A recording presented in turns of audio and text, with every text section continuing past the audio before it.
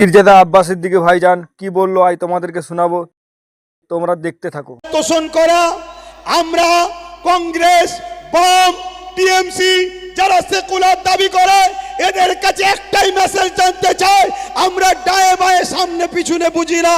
তোমরা যদি কেউ কথা দাও ভাগিদারিতে আসবে এবং আগামী দিন আমরা যদি পুরো দেশ জুড়ে তাদের 10 বছর যেতে পারে 15 বছর যেতে পারে, আমরা যেমন কেন্দ্র সরকার গায়ের জোর দেখিয়ে সংখ্যাগরিষ্ঠতা দেখিয়ে আমাদের ওয়াকফকে কেড়ে নিচ্ছে, সেদিন আমরা ওই ওয়াকফকে সংখ্যাগরিষ্ঠতা দেখিয়ে আমাদের জিনিস আবার আমরা ফিরিয়ে নেব। এই অঙ্গীকারে আমরা প্রস্তুত আছি না নাই? তাহলে তিনটে অপশন দিলাম। নাম্বার 1 সুপ্রিম কোর্ট, নাম্বার 2 গণ আন্দোলন বাড়াতে হবে। আগামী দিন কালকেই যদি ডাকি পাওয়া যাবে, কালকেই যদি ডাকি পাওয়া যাবে। আর দ্বিতীয় নম্বর 3 নম্বর কথা হলো কি, রাজ পাওয়ার তৈরি করতে হবে।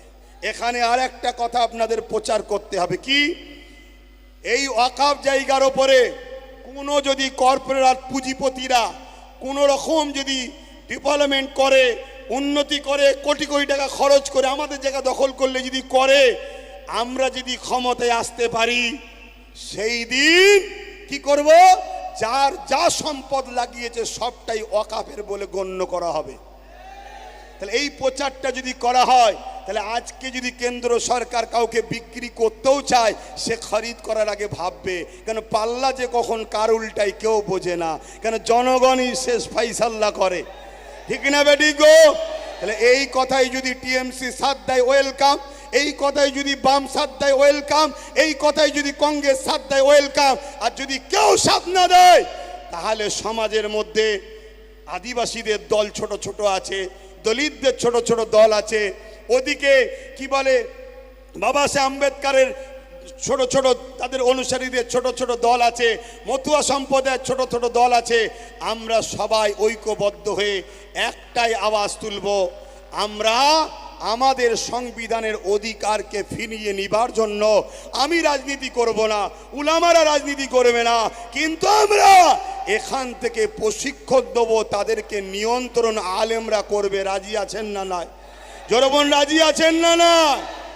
আর দলিত ভাইদের ধর্মগুরুরা তাদেরকে তারা নিয়ন্ত্রণ করবে, শিখ ভাইদের ধর্মগুরুরা তারা তাদেরকে নিয়ন্ত্রণ করবে। এভাবে আমাদের করা দরকার আছে না নয়? কথা বুঝে আসছে? এই 3টে রাস্তা ছাড়া চতুর্থ কোনো রাস্তা আপনাদের মনে হয়? তো যাক, এই কোনো রকমভাবে এই মাইকলে গুটি কতক কথা আপনাদের কাছে বললাম। এই কাদা পানিতে অনেকটা ভালোবাসার পরিচয় আপনারা দিয়েছেন। আমি একটা কথা জানতে চাইছি, এই ভাই শুনছেন, বুকে হাত দিয়ে আমার এই কথাটার উত্তর দেবেন।